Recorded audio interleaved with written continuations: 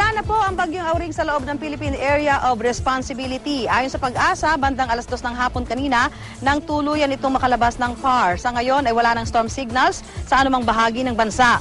Huli itong namataan ng Pag-asa sa layong 460 kilometers sa timog kanluran ng Puerto Princesa City. Taglay nito ang lakas ng hangin 75 kilometers per hour at bugsong aabot sa 90 kilometers per hour. Kumikilos ito pa kanluran sa bilis na 20 kilometers per hour.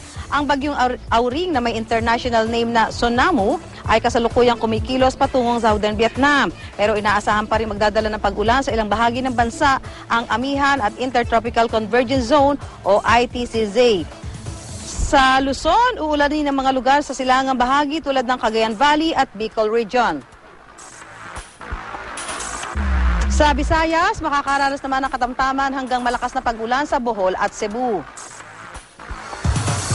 Habang sa Mindanao, asahan ng maulap na kalangitan na may kasamang pag-ulan dahil sa ITZZ.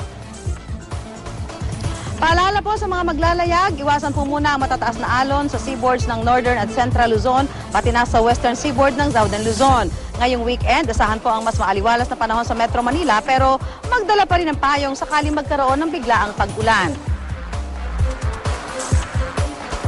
Samantala, may isa pang binabantay ang posibleng maging LPA sa bahagi ng Pacific Ocean. Posible itong pumasok sa PAR sa susunod na linggo, pero may posibilidad pa rin pong hindi na mamuo ang LPA.